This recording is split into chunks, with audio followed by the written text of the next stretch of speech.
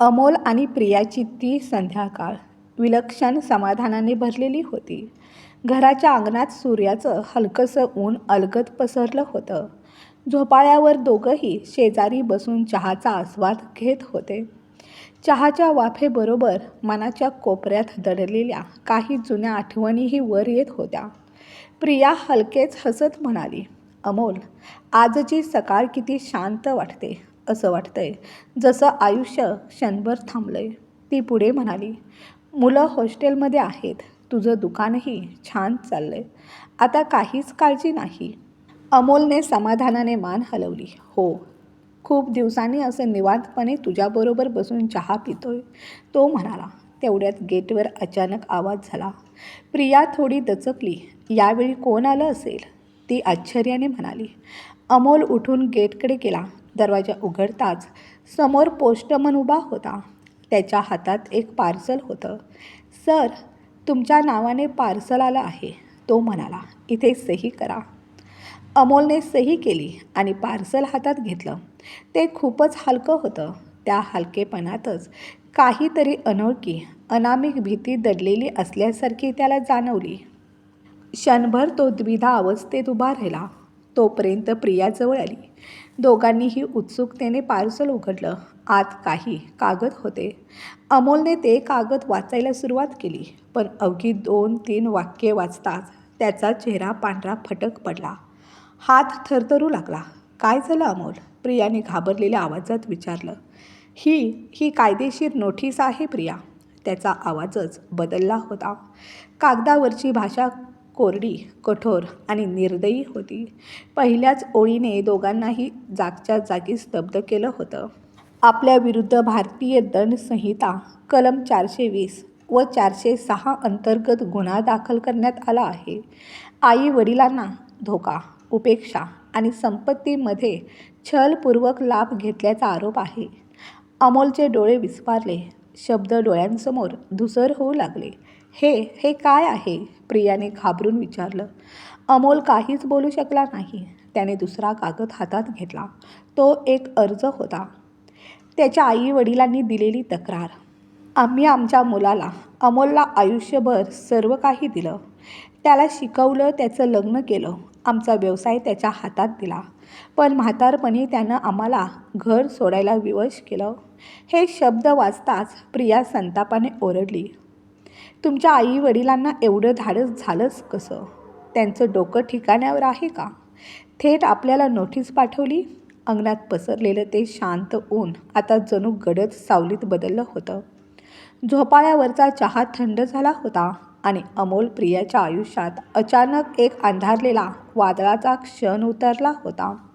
प्रिया घाबरून म्हणाली, तुमच्या आई वडिलांना वेड लागले आहे का? आणि नेमकं त्याच क्षणी तिच्या हातात अजून एक कागद आला. वकिलांची चिठ्ठी. माझे क्लायंट सदाशिवराव आणि श्रीमती जानकी देवी यांच्या वतीने तुम्हाला सूचित करण्यात येत आहे की कोर्टाने तुम्हाला हजर राहण्याचे आदेश दिले आहेत. चहाचा कप समोरच होता, पण चहा थंड झाला होता आणि त्या एका वाक्यासोबत अमोल आणि प्रियाचं रक्तही क्षणात गोठलं होतं. ज्या घरात काही क्षणांपूर्वी हास्याचं उबदार ऊन पसरलं होतं, त्या घरावर आता भयानक शांततेची सावली उतरली होती. असं वाटत होतं जणू भिंतीसुद्धा काही बोलायचं टाळत होत्या. अमोल थरथरत्या आवाजात म्हणाला, मी कधीच विचार केला नव्हता माझे आई वडील एवढ्या टोकाची भूमिका घेतील. आता ते पार्सल फक्त कागदांचा गठ्ठा राहिला नव्हता, तो त्यांच्या आयुष्याचा आरसा बनला होता, ज्यात त्यांचा खरा चेहरा स्पष्ट दिसत होता. तो चेहरा जो पाहण्याची हिंमत त्यांनाच होत नव्हती. खरं तर ही गोष्ट आजपासून जवळजवळ वर्षभर आधीची होती. सदाशिवराव साधे, सरळ, प्रामाणिक आणि कष्टाळू. त्यांच्यासोबत त्यांची धर्मपत्नी जानकीताई, मुलगा अमोल, सून प्रिया आणि नातवंड, हे सगळं एकत्र राहत असलेलं भरलेलं घर होतं. सदाशिवरावांच्या चेहऱ्यावर नेहमी एक समाधान असायचं. आपलं कुटुंब आपल्या जवळ आहे इतकंच त्यांना पुरेसं वाटायचं. जानकीताई दिवसभर सुनेसोबत स्वयंपाकघरात हातभार लावत. नातवंडांच्या भोवती तिचा जीव गुंतलेला असायचा. आणि रोज संध्याकाळी देवाऱ्यासमोर दिवा लावताना ती फक्त एकच प्रार्थना करायची, या घरावर कायम सुख शांती राहो. ते दिवस असे होते जेव्हा 2 वृद्ध आई वडिलांनी मनोमन विचार केला होता, आता तरी म्हातारपण शांत, सुरक्षित आणि प्रेमात जाईल. सदाशिवरावांचं आयुष्य म्हणजे संघर्ष आणि समर्पणाचं चालतं बोलतं उदाहरण होतं. वर्षांपूर्वी मुख्य बाजारपेठेतल्या एका अरुंद गल्लीत एका छोट्याशा दुकानातून त्यांनी आपल्या प्रवासाला सुरुवात केली होती. त्या दिवसात त्या दुकानाला ना झगमगाट होता, ना नावाची ओळख. होतं फक्त सदाशिवरावांचं कष्ट आणि प्रामाणिकपणा. आज तेच दुकान एका भव्य प्रतिष्ठित शोरूममध्ये बदललं होतं. फक्त शहरापुरतंच नव्हे, तर आजूबाजूच्या गावागावातही सदाशिव फॅब्रिक नाव विश्वासाचं प्रतीक बनलं होतं. कडाक्याचं ऊन असो, मुसळधार पाऊस असो, आजारी शरीर असो किंवा थकलेलं मन, सदाशिवरावांनी आयुष्यात कधीच सुट्टी घेतली नव्हती. रक्ताचा घाम करून त्यांनी त्या दुकानाच्या प्रत्येक विटेवर आपली प्रगती कोरली होती. त्यांच्यासाठी प्रत्येक गिऱ्हाईक फक्त ग्राहक नव्हता, तो कुटुंबाचा भाग होता. म्हणूनच त्यांच्या शोरूमच्या भिंतीमध्ये फक्त कपड्यांचा सुगंध दरवळत नव्हता, तर नातेची घट्ट वीणही होती. पण काही दिवसांपासून त्यांची तब्येत ढासळू लागली होती. जसं जसं वय वाढत होतं तसं तसं शरीर उत्तर द्यायला लागलं होतं. कधी श्वास घ्यायला त्रास व्हायचा, कधी मणक्याच्या वेदना असह्य व्हायच्या, तर कधी डोळ्यासमोरचं जग धूसर व्हायचं आणि हळूहळू दुकानात जाणं कमी होत गेलं. आता ते रोज शोरूममध्ये जात नव्हते, पण घराच्या खिडकीत उभं राहून दर सकाळी आपल्या शोरूमकडे नजर टाकायचे. त्या नजरेत समाधान असायचं. चला, आता माझा मुलगा माझा वारसा पुढे नेत आहे. पण ज्या विश्वासाला त्यांनी आयुष्याची सर्वात मोठी संपत्ती मानली होती, तोच विश्वास हळूहळू स्वार्थाच्या आगीत जळून राख होईल, याची त्यांना फुसटशीही कल्पना नव्हती. अमोलने शोरूम आपलंसं करून टाकलं होतं. नाव सदाशिवरावांचंच होतं, पण कामावर आणि पैशावर पूर्ण अधिकार अमोलचाच होता. सदाशिवरावांना आता फक्त शोरूमच्या बाहेर लावलेल्या त्या फलकावरूनच ओळख मिळत होती आणि त्या फलकालाही आता गंज चढू लागला होता, अगदी तसाच जसा त्यांच्या आशांवर चढत होता. हळूहळू सुनबाई प्रियाच्या डोळ्यात सासऱ्यांबद्दलचा सन्मान विरघळू लागला. त्या नजरेत आता चिडचिड, तिरस्कार आणि अधीरपणा उतरू लागला होता. ती कमी बोलू लागली, पण टोमणे मात्र अधिक धारदार झाले. एखाद्या क्षुल्लक गोष्टीवरही तिचा व्यवहार बदलायचा. तिचा आवाज थेट काळजावर घाव घालायचा. त्या शब्दात ना मान सन्मान होता, ना नातेची ऊब. जानकीताईंना सगळं कळत होतं. प्रत्येक टोमणा, प्रत्येक दुर्लक्ष त्यांच्या मनात खोलवर रुतत होतं. पण घराची शांती टिकावी म्हणून आणि त्या दोघांचा आत्मसन्मान वाचावा म्हणून त्या गप्प राहत होत्या. ज्या घरात सासरे एकेकाळी आधार होते, त्या घरातच ते आता प्रियाला बेकार ओझं वाटू लागले होते. ते दोघेही तिच्या डोळ्यात आता खटकत होते. आत्तापर्यंत जानकीताई स्वतःचं आणि आपल्या नवऱ्याचं सगळं काम सांभाळत होत्या. घर, स्वयंपाक, औषधं, काळजी त्या फक्त पाहत नव्हत्या, त्या निभावत होत्या. पण त्या दिवशी सगळी हद्दपार झाली. सकाळची वेळ होती. सदाशिवराव आपल्या आराम खुर्चीत बसून वर्तमानपत्र वाचत होते. नेहमीप्रमाणे जानकीताईंनी त्यांना चहा दिला आणि भाजी आणायला बाजारात गेल्या. थोडा उशीर झाला आणि इकडे सदाशिवरावांच्या औषधाची वेळ झाली होती. खूप वेळ वाट पाहूनही जानकीताई आल्या नाहीत. तेव्हा त्यांनी हळूच संकोचलेल्या आवाजात हाक मारली, प्रिया, जानकीला यायला खूप वेळ झाला आहे. मला थोडा नाश्ता दे, औषध घ्यायचं आहे. ही एक साधी विनंती होती, एका वृद्ध वडिलांची सुनेकडची अतिशय छोटी अपेक्षा. पण त्या एका वाक्याने प्रियाच्या मनात साचलेला सगळा कडवटपणा एकदम बाहेर उसळून आला. ती स्वयंपाकघराकडे जात होती, पण तिच्या पावलांआड बडबड सुरू झाली होती. आवाजात कडवटपणा होता, कटाक्ष होता आणि अपमानाची धार होती. या दोघांनी तर मला मोलकरीणच समजलं आहे. या म्हाताऱ्याला काही कामधंदा नाही, फक्त खायच्या वेळेला शुद्धीवर येतो. मी काय यांच्या मागे मागे फिरायचं का, की घरातलं काम करायचं? आता माझ्यासाठी फक्त एवढंच उरलं आहे, यांची हाजी हुजुरी करणं. प्रिया रागाने, तिरस्काराने आणि स्वतःला हरवून बोलत होती. सदाशिवरावांच्या सरळ नम्र विनंतीला तिने स्वतःचा अपमान मानलं होतं. ती स्वयंपाकघरात बडबडतच होती. या दोघांनी माझा जीव घेतलाय. माहीत नाही हा म्हातारा कधी मरणार आहे. हा मेल्याशिवाय मला चैन भेटणार नाही.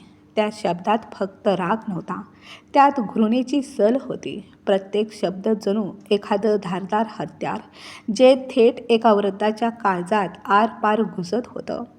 सदाशिवराव सगळं ऐकत होते. ते काही बोलले नाहीत. ते शांतच राहिले, पण त्यांच्या डोळ्यात पाणी होतं आणि चेहऱ्यावर अपमानाच्या रेघा स्पष्ट उमटत होत्या. ते शब्द त्यांचं शरीर नाही, पण त्यांचं अस्तित्व चिरडत होते. आणि नेमक्याच त्या क्षणी जानकीताई भाजी घेऊन घरी परतल्या. त्या थकलेल्या होत्या, पण मनात एक समाधान होतं. आज ताज्या भाज्या मिळाल्या. स्वयंपाकघरात पाऊल टाकताच प्रियाचे विष ओकणारे शब्द त्यांच्या कानावर आदळले. माहीत नाही हा म्हातारा केव्हा मरणार. तेव्हाच मला चैन भेटेल. क्षणभर जानकीताईंचा श्वास थांबला. हातातली भाजीची पिशवी खाली पडली. भाज्या फरशीवर पसरल्या. जणू एखाद्या नातेची मुळं उखडून पडली होती. आणि मग एका बायकोचं काळीच ओरडलं, प्रिया, तू आत्ता काय म्हणालीस? जानकीताईंनी पूर्ण ताकद लावून आरोळी ठोकली. थोडी तरी लाज ठेव. तुला कळतंय का तू काय बोलतेस? तो आवाज भिंतींना जाऊन धडकला. घर हादरून गेलं. सदाशिवराव चकित होऊन त्यांच्याकडे पाहू लागले. जानकीताई पुढे सरसावल्या. डोळ्यातून अश्रू वाहत होते, पण आवाजात आज एका आईचा राग होता, एका पत्नीची वेदना होती आणि सगळ्यात महत्त्वाचं, एका माणसाचा स्वाभिमान जागा झाला होता. तुझ्या सासऱ्यांना असं बोलण्याचं धाडस कसं झालं तुझं? ज्या माणसाने आयुष्यभर स्वतःला झिजवत आपलं सगळं काही तुझ्या नवऱ्यासाठी अर्पण केलं, त्या माणसाला नाश्ता द्यायला तुला लाज वाटते. आज तोच माणूस तुला ओझं वाटतोय. देव न करो, पण उद्या तुझ्या आई वडिलांना जर कोणी अशा शब्दांनी मोजलं, तर तू त्याला माफ करशील का? की तेव्हाही तू गप्प बसशील? प्रियाचे डोळे विस्फारले. तिला अपराधाची जाणीव झाली नव्हती. ती फक्त चकित झाली होती. कारण आजवर नेहमी गप्प राहणारी, सगळं सहन करणारी तिची सासू इतक्या प्रचंड संतापाने उभी राहिली, याची तिला कल्पनाच नव्हती. तरीही प्रियाच्या चेहऱ्यावरचा राग मावळला नव्हता. आत साचलेला अहंकार, थकवा आणि असंतोष तिला शब्दातून बाहेर ओतायचा होता. ती मोठ्या आवाजात म्हणाली, माझे बाबा त्यांच्या सुनेला अशा ऑर्डरी देत नाहीत. हे ऐकताच जानकीताई काही क्षण स्तब्ध झाल्या. ज्या मुलीला त्यांनी लेकीसारखं घरात आणलं होतं, तीच आज परकेपणाची भाषा बोलत होती. त्यांच्या डोळ्यात पाणी नव्हतं. तिथं वेदना आणि राग यांची एकत्र पेटलेली चिंगारी होती. शांत पण ठाम स्वरात त्या म्हणाल्या, तुला नेमकी कोणती ऑर्डर दिली गेली आहे? तुला कधी स्वयंपाक करायला सांगितलं का? कधी त्यांचे कपडे धुवायला सांगितले का? फक्त एवढंच ना, नाश्ता दे. तोही नाश्ता जो मी स्वतः बनवून गेले होते. घरासाठी भाजी आणायला गेले होते मी. थोडा उशीर झाला म्हणून एवढंसं काम तुला सांगायचंही त्यांना हक्क नाही का?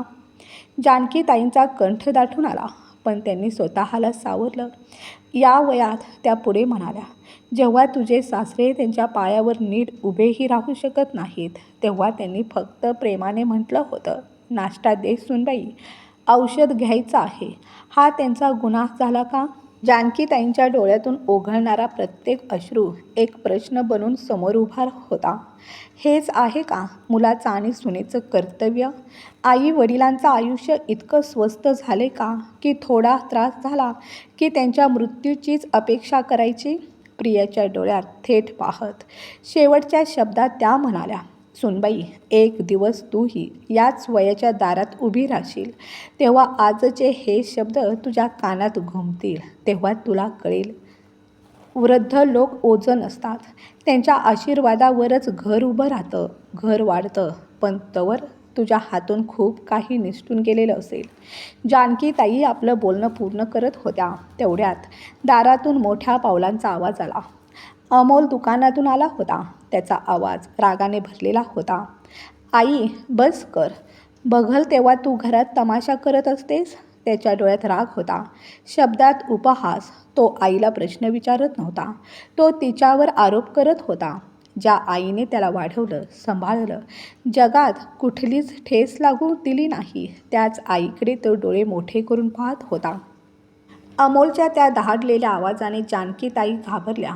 आत्तापर्यंतचा सगळा संयम एका क्षणात तुटून गेला. डोळ्यातलं पाणी आवरायचा निष्फळ प्रयत्न करत रडविलेल्या आवाजात त्या म्हणाल्या, मी तमाशा करते अमोल. तुला माहीत तरी आहे का तुझी बायको तुझ्या बाबांना काय बोलत होती? पण अमोल थांबला नाही. तो अधिकच कडवटपणे म्हणाला, हो, मला सगळं माहीत आहे. आणि आई, तू अशी बोलतेस की माझी बायको काही बोलली तर बाबा खरंच मरून जाणार आहेत? एका क्षणात घरावर शांततेचं सावट पसरलं. हवा जणू थांबली. पंख्याचा आवाजही कुठेतरी हरवून गेला. त्या टोचणाऱ्या शांततेत सगळं काही सामावून गेलं. सदाशिवरावांचे डोळे विस्फारले. अमोलचं ते निर्दयी, थंड आणि कडवट वाक्य जणू कुणीतरी त्यांच्या छातीवर मोठा दगड ठेवावा तसं बोचत होतं. जानकीताई पाठीमागे सरकल्या आणि भिंतीला टेकून उभ्या राहिल्या.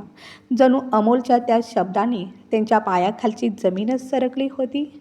अमोलचा प्रत्येक शब्द त्यांच्या काळजावर घाव घालत होता. थरथरत्या पण ताठ आवाजात त्या म्हणाल्या, हो, बोल ना, पूर्ण वाक्य बोल. मध्येच का थांबलास? तुला कशाची भीती वाटते आहे? बोल की तुझे बाबा मरून जातील. त्यांच्या गालावरून अश्रू ओघळत होते, पण त्या अश्रूंआड आज एक वेगळी स्त्री उभी होती, जी आपल्या नवऱ्याच्या आत्मसन्मानासाठी भिंत बनून उभी राहिली होती. बस, खूप झालं आता. आता आम्ही तुमच्याबरोबर या घरात राहू शकत नाही. या घराची एक एक वीट माझ्या नवऱ्याच्या कष्टाने, त्यांच्या घामाने उभी आहे. वर्षानुवर्षांची मेहनत, त्याग आणि आमची स्वप्न या भिंतीमध्ये अडकलेली आहेत. आणि आज या घरात त्यांच्यासाठी अशी भाषा वापरली जाते, त्यांचा असा अपमान केला जातो. जानकीताईंची नजर थेट अमोल आणि प्रियाच्या चेहऱ्यावर जाऊन थांबली. त्यांचा चेहरा लाल झाला होता, डोळ्यातून पाणी वाहत होतं, पण आवाजात कठोरपणा होता. तडफड नव्हे, ठामपणा होता. आत्ताच्या आत्ता या घरातून चालते व्हा. प्रिया हलकसं हसली. ते हसू सौम्य नव्हतं, ते उपहासाचं होतं. व्यंगात्मक सुरात ती म्हणाली, आम्ही का जाणार या घरातून? या घरातून कोण जाणार असेल तर ते तुम्ही दोघं जाणार, आम्ही नाही. प्रियाचे शब्द जणू विषात बुडालेल्या तलवारीसारखे होते, धारदार, निर्दयी. तिच्या शब्दांमध्ये ना लाज होती, ना नात्यांची किंमत. जानकीताईंचे डोळे मोठे झाले. क्षणभर त्यांना विश्वासच बसला नाही. आज त्यांचीच सून त्यांना त्यांच्या घरातून जायला सांगत होती. धक्का बसला होता, पण त्या वाकल्या नव्हत्या. त्या 2 पावलं पुढे आल्या. कणखर, गरजलेल्या आवाजात म्हणाल्या, प्रिया, शुद्धीवर आहेस ना? हे घर आमचं आहे. माझ्या नवऱ्याच्या घामाचं, त्यांच्या तपस्येचं फळ आहे. तुझा या घरावर कोणताही अधिकार नाही, ना कायद्यानुसार, ना माणुसकीच्या नात्याने. तेवढ्यात प्रिया हातात एक कागद दाखवत पुढे आली. सासूबाई, वाचता येत असेल ना तुम्हाला? मग वाचा आणि जरा लक्ष देऊन वाचा. तिच्या डोळ्यात आता उघड अहंकार चमकत होता, जणू एखादं युद्ध जिंकून ती परतली होती. जानकीताई क्षणभर थबकल्या. त्यांची नजर त्या कागदावर गेली आणि प्रियाने तो कागद त्यांच्यासमोर हवेत उडवला, जणू ती विजयाची पावतीच होती. हे आहे तुमचं उत्तर. हे घर आता आमचं आहे, माझं आणि अमोलचं. प्रिया थोडी वाकून जानकीताईंकडे पाहत म्हणाली, काय झालं सासूबाई? विश्वास बसत नाही ना की आता आम्ही दोघं या घराचे मालक आहोत? बाबांनी आम्हाला हे घर भेट म्हणून दिलंय. ती मोठ्याने हसली. त्या हसण्यात ना सन्मान होता, ना आपुलकी, फक्त होता घमंड, सगळं हिरावून घेतल्याचा. जानकीताई सुन्न झाल्या. त्यांचे डोळे दगडासारखे स्थिर झाले. जणू स्वतःलाच प्रश्न विचारत त्या पुटपुटल्या, तोच मुलगा ज्याने आईच्या मांडीवर आयुष्य घेतलं, आज तोच मुलगा आईला घराबाहेर काढतो आणि त्याला भेट म्हणतो. क्षणभर थांबून त्या पुन्हा बोलल्या. आवाजात वेदना होत्या, पण त्याहून जास्त समज होती. अच्छा, तर हे होतं तुझ्या बदललेल्या वागण्याचं कारण? हेच कारण होतं की तू सेवा नाही तर अधिकार दाखवायला लागलीस आणि आता उमगलं का? मुलाच्या डोळ्यात मला परख्यासारखा व्यवहार दिसत होता. प्रिया, जानकीताईंचा आवाज शांत होता, पण त्या शांततेत जळजळ होती. फक्त कागदाने घर होत नाही आणि दुसऱ्यांचं घर हिसकावून घेतल्याने इज्जत मिळत नाही. लक्षात ठेव, आम्ही सगळं गमावू शकतो, पण आत्मसन्मान नाही. जवळच बसलेल्या सदाशिवरावांच्या डोळ्यात पाणी तरळलं. ज्या घराला ते आयुष्यभर आपल्या मुलांची सावली समजत होते, आज त्याच सावलीने त्यांना अंधारात ढकललं होतं. हा विचारच त्यांना असह्य वाटत होता. त्या क्षणी जानकीताईंनी तो कागद पाहिला नाही. त्या पाहत होत्या आपल्या आयुष्यातली सगळ्यात मोठी चूक, आणि त्या चुकीचं नाव होतं मुलावर डोळे मिटून ठेवलेला विश्वास. क्षणभर दोघंही एकमेकांकडे पाहत राहिले. जानकीताईंचे ओठ थरथरत होते, पण डोळ्यात अश्रू नव्हते. तिथं अविश्वासाचं वादळ घोंघावत होतं. म्हणजे त्या कापऱ्या आवाजात म्हणाल्या, हे सगळं आधीच ठरलेलं होतं. तुम्ही लोकांनी आम्हाला फसवलं आहे. सदाशिवरावांनी डोक्याला हात लावला. आवाज हळू होता, पण वेदना खोल होती. फसवून सही करून घेतली आहे. माझ्याच नावावरची संपत्ती, माझ्या कष्टाची, माझ्या घामाची कमाई, ती आमच्याच हाताने आमच्याकडून हिसकावून घेतली आणि आम्हाला कळलंच नाही. जानकीताई त्यांना सावरण्यासाठी पुढे सरसावल्या. पण पुढच्याच क्षणी त्यांचा आवाज अधिकच चढला. जणू एक एक आठवण अंगावर येत होती. म्हणूनच तुम्ही लोक कायम एवढ्या गडबडीत असायचात. प्रत्येक वेळी काही ना काही कागद घेऊन यायचात सहीसाठी. कधी म्हणायचात बँकेचे कागद आहेत, कधी शोरूमचे कागद आहेत, आणि आम्ही, त्यांचा कंठ दाटून आला, आम्ही फक्त एवढंच समजून सही करत गेलो. मुलगा आहे, आपलं रक्त आहे, आणि आपलं रक्त कधी परकं होत नाही. क्षणभर त्या थांबल्या. डोळ्यात पाणी तरळलं, पण गळालं नाही. आम्हाला कुठे माहीत होतं की मुलगा फक्त रक्ताचा राहिलाय, पण विचार मात्र परक्याचे झाले आहेत. एवढ्या मोठ्या अपमानानंतर, एवढ्या खोलवर गेलेल्या विश्वासघातानंतर त्या घरात एक क्षणही थांबणं सदाशिवराव आणि जानकीताईंच्या आत्मसन्मानाच्या पूर्ण विरोधात होतं. संध्याकाळ हळूहळू काळोखात विरघळत होती. घरात टीव्हीचा आवाज चालू होता. प्रिया त्या पडद्यावर हरवली होती. अमोल फोनवर व्यस्त होता, स्वतःच्या जगात, स्वतःच्या बोलण्यात. आणि त्याचवेळी त्या घरातून दोन सावल्या गपचूप बाहेर पडल्या.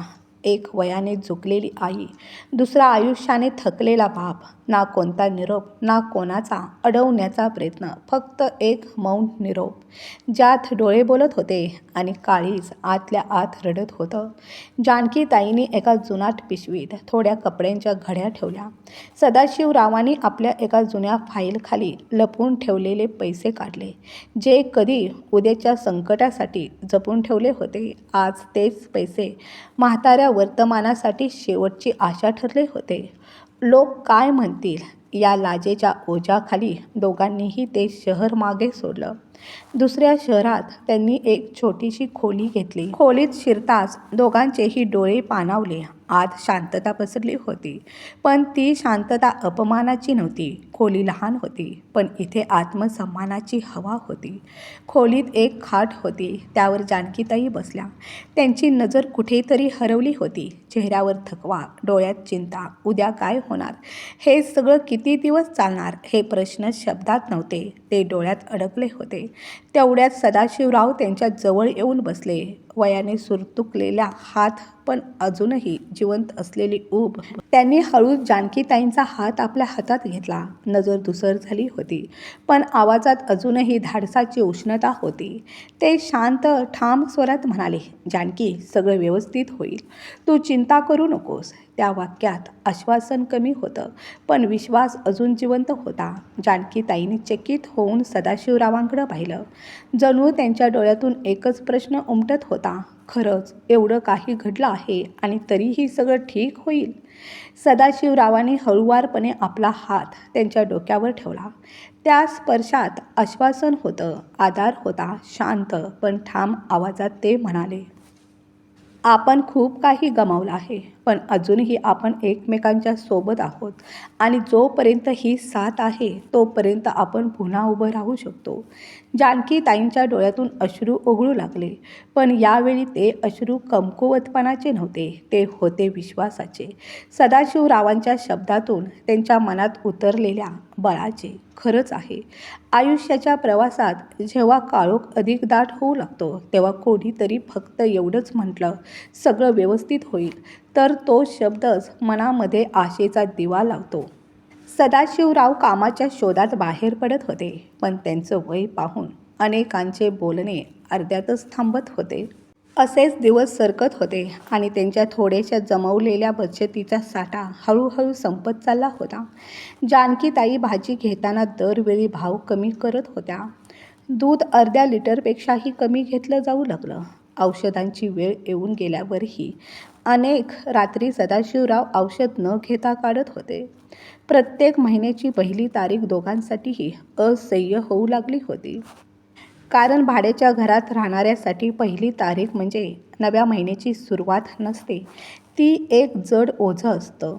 एक अशी भीती जी पहिल्या तारखेला श्वासाबरोबरच डोक्यात शिरते. एका संध्याकाळी सूर्याची शेवटची किरणं त्या छोट्याशा खोलीच्या खिडकीतून आत शिरत होती. तेव्हा जानकीताई गपचूप स्वयंपाकघराच्या एका कोपऱ्यात बसल्या होत्या. त्यांच्या हातात एक जुनी स्वयंपाकघरातली डायरी होती. कधी त्यात अमोलच्या आवडीचे पदार्थ, कधी नातवंडांच्या डब्यासाठी खास पदार्थ, तर कधी सणासुदीच्या रेसिपी, सगळं प्रेमानं लिहिलेलं. पण आज ती डायरी वेगळंच काहीतरी सांगत होती. जणू प्रत्येक पान साक्ष देत होतं की जानकी फक्त आई नव्हती, फक्त बायको नव्हती, तर एक कुशल कसलेली सुगरण होती. त्याच क्षणी त्यांच्या मनात एक विचार चमकून गेला. त्या विचाराबरोबरच त्यांच्या चेहऱ्यावर हलकीशी उजळण आली. आपण काहीतरी बनवून विकूया. घरचं जेवण, प्रेमानं बनवलेला स्वयंपाक, भाजी, भाकरी, पुरणपोळी, ज्या प्रत्येकाला आईच्या हातची आठवण करून देतील. त्यांच्या डोळ्यात आशेची एक नवी लहर उमटली. त्या पटकन सदाशिवरावांच्या जवळ गेल्या. हळू आवाजात पण निर्धारानं म्हणाल्या, ऐकलत का? मी विचार करत होते, आपण भाजी, भाकरी आणि पुरणपोळीचा गाडा बाहेर लावला तर घरचं जेवण लोकांना नक्की आवडेल आणि थोडी कमाईही होईल. भिंतीकडे तोंड करून विचारात हरवलेले सदाशिवराव एक क्षण थबकले. मग त्यांनी हळूच मान वळवली. जानकीताईंच्या डोळ्यात पाहिलं आणि त्यांना तिथे पराभव दिसला नाही. तिथे होती एक धाडसी चमक, पुन्हा सुरुवात करण्याची. ते शांत आवाजात म्हणाले, या वयात आपण गाडा लावायचा? जानकीताई हलकसं हसल्या. त्या हास्यात उपहास नव्हता, तर स्वीकार होता. त्या म्हणाल्या, हो, आता मुलानं आपल्याला परक केला आहे. मग आपल्याला स्वतःचा आधार स्वतःलाच बनायला हवा. आणि स्वयंपाक, तो तर मी करतेच. 2 लोकांच्या ऐवजी 10 लोकांसाठी करेन, पण स्वाद तोच राहील, आईच्या हातासारखा. सदाशिवरावांच्या डोळ्यात पाणी तरळलं, पण ओठावर उमटलं ते खरं खुरं हास्य, जसं कित्येक दिवसांनी मनानं मोकळा श्वास घेतला होता. त्यांनी जानकीताईंचा हात घट्ट पकडला आणि म्हणाले, जर तुझ्या धाडसामध्ये स्वाद आहे, तर माझ्या कष्टामध्ये चूल पेटवण्याची आग आहे. चल, आपण दोघं मिळून पुन्हा जिंकूया आपल्या स्वतःच्या बळावर. त्या रात्री सदाशिवरावांनी आपल्या थरथरणाऱ्या हातांनी लाकडाचा एक छोटासा गाडा तयार करायला सुरुवात केली. तो मोठा नव्हता, तो चमकणारा नव्हता, फक्त काही जुनी लाकडं, थोडं डोकं चालवून ठोकलेले खिळे आणि एका बापाचा हरलेला आत्मविश्वास, जो पुन्हा जोडला जात होता. तो गाडा केवळ लाकडाचा नव्हता, तो ताठ मानेनं पुन्हा जगण्यासाठी सज्ज झालेल्या माणसांचा आधार होता. दुसऱ्या बाजूला जानकीताईंनी आपला पदर खोचला होता. त्या रोज पहाटे उठत, मंदिरात दिवा लावत आणि मग श्रद्धेने चूल पेटवत. सुरुवातीचे दिवस फार कठीण होते. गाड्यावर उभं राहून जेवण वाढताना आणि जेव्हा कोणीही जवळ येत नसे, तेव्हा सदाशिवरावांचे डोळे गर्दीतून त्या एका चेहऱ्याला शोधत असत, जो जवळ येईल. पण बहुतेक नजरा त्यांना पाहून वळत. कोणाला दया येत होती, कोणाला हसू येत होतं, पण कुणीच हे पाहत नव्हतं की इथे जेवण गरिबीमुळे नाही, तर आत्मसन्मानाने वाटलं जात आहे. हळूहळू परिस्थिती बदलू लागली. 1-2 गिऱ्हाईके आले, कोणी जेवून गपचूप हसलं, आशीर्वाद दिला, तर कोणी म्हणालं, आजी आजोबा तुमच्या हातात तर जादू आहे. आणि मग तो गाडा गल्लीतील ओळख बनला. कॉलेजमधले विद्यार्थी, दुकानात काम करणारे कर्मचारी, रिक्षावाले, ऑफिसला जाणारे घाईतले लोक सगळेजण आजी आजोबांच्या गाड्यावर जेवायला येऊ लागले.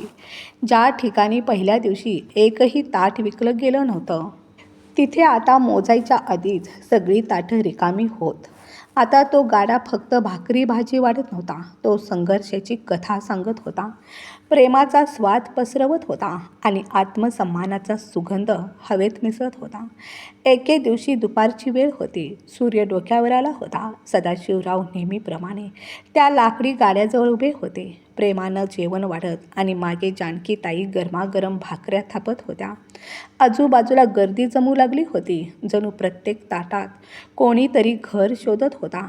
तेवढ्यात एक तरुण मुलगा बाईकवरून जाताना गाड्याजवळ थांबला. त्याची नजर सदाशिवरावांवर स्थिरावली. क्षणभर तो स्तब्ध झाला. त्याच्या चेहऱ्यावर आश्चर्याच्या रेघा उमटल्या. तो पटकन बाईकवरून उतरला, त्यांच्या जवळ आला आणि आश्चर्याने भरलेल्या आवाजात म्हणाला, अहो काका, तुम्ही इथं? तुम्ही रस्त्याच्या कडेला गाडा का लावला आहे? तुमचं तर मेन मार्केटमध्ये एवढं मोठं शोरूम आहे, मग हे सगळं का? सदाशिवरावांनी हळूहळू मान उचलली. समोर उभ्या असलेल्या त्या तरुणाकडे त्यांनी पाहिलं. सूर्याची किरणं थेट त्यांच्या थकलेल्या, झुरळलेल्या डोळ्यांवर पडत होती. त्यांनी डोक्यावरून हात फिरवला, जणू आठवणींचा भार हलका करण्याचा प्रयत्न करत म्हणाले, बेटा, तू कोण आहेस? मला कसं ओळखतोस? त्या मुलाच्या डोळ्यात काहीतरी हललं. संवेदनाची लहर अलगद तरुण गेली. काका, मी वैभव, अमोलचा कॉलेजमधला मित्र, या शहरात वकील आहे. मी जेव्हा तिथे राहत होतो तेव्हा कित्येक वेळा अमोलसोबत तुमच्या शोरूममध्ये यायचो. माझ्या वडिलांसाठी पहिला सूट मी तुमच्याकडूनच घेतला होता, आठवते का? क्षणभरासाठी सदाशिवरावांच्या डोळ्यात काहीतरी उमटलं. एक जुनी आठवण, एक विसरलेलं हसू ओठांपर्यंत आलं. ते हळूच हसले.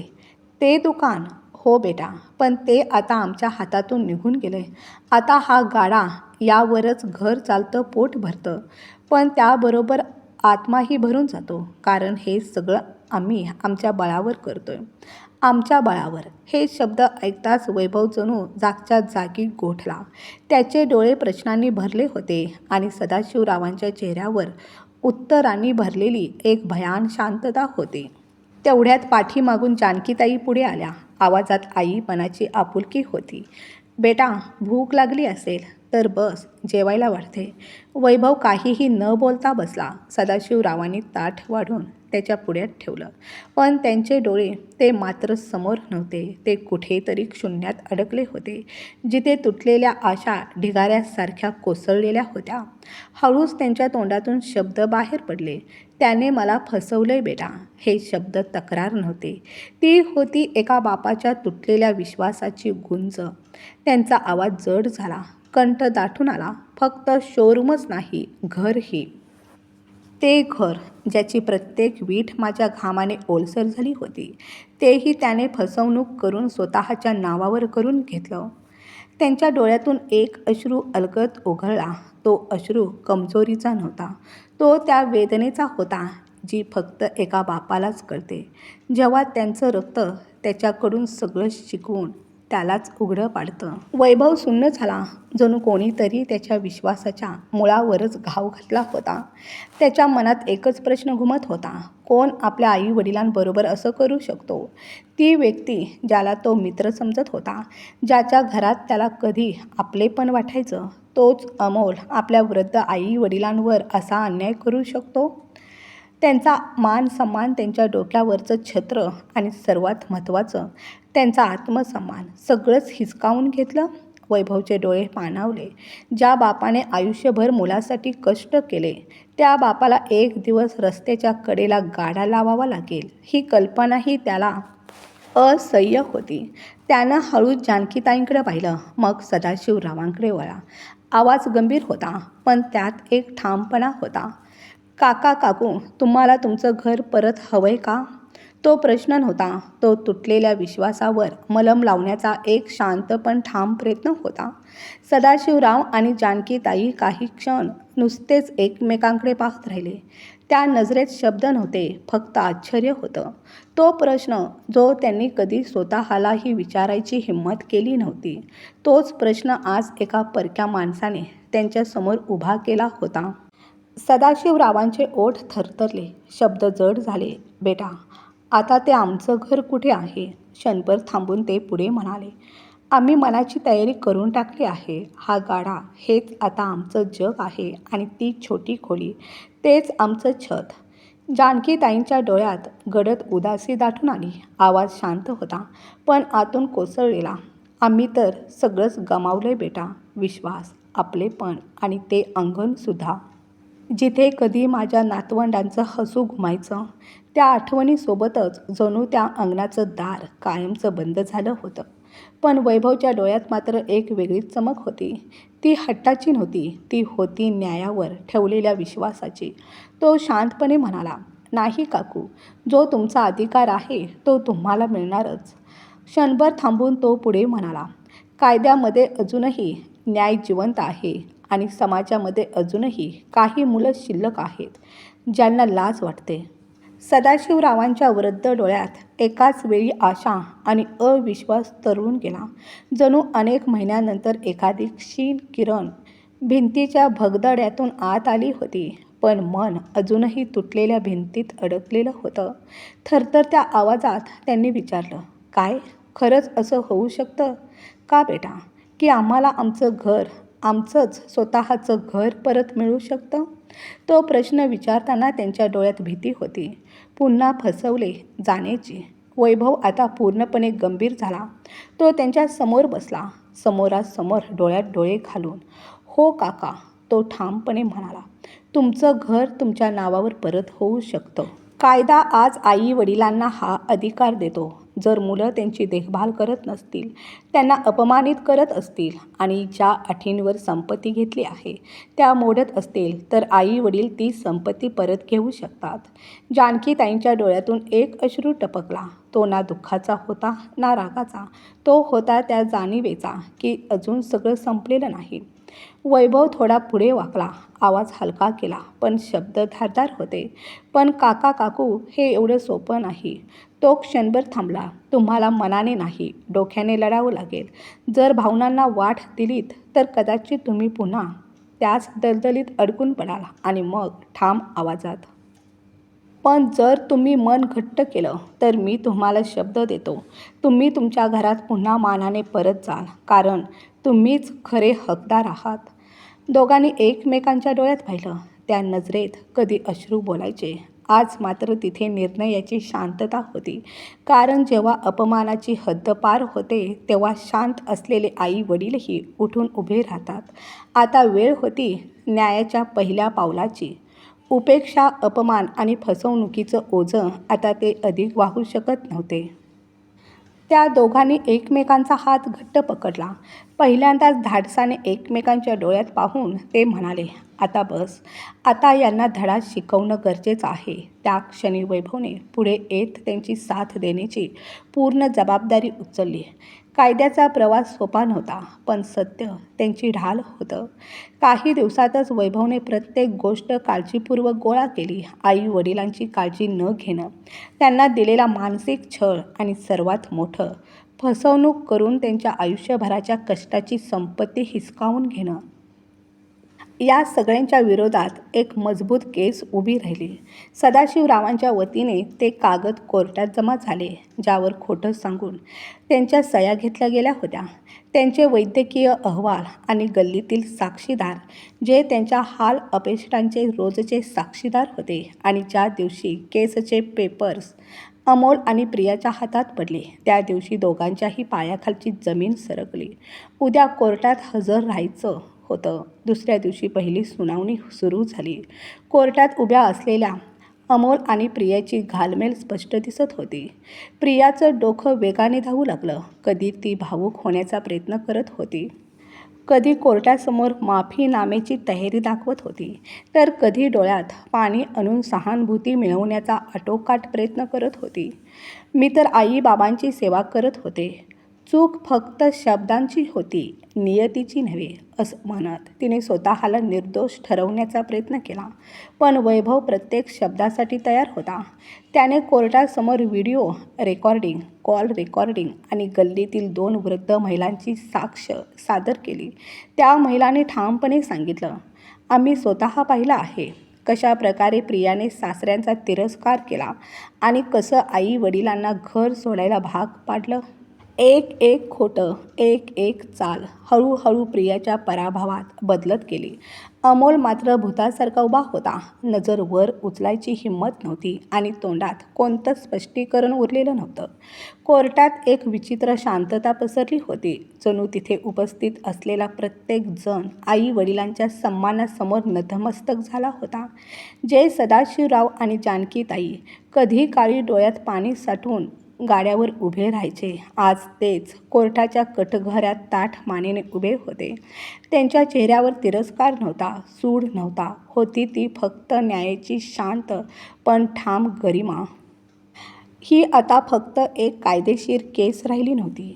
ही लढाई होती त्या प्रत्येक आई-वडिलांची, जे आपल्या मुलांकडून संपत्ती नाही तर मान, आदर आणि सोबतीची ऊब मागतात.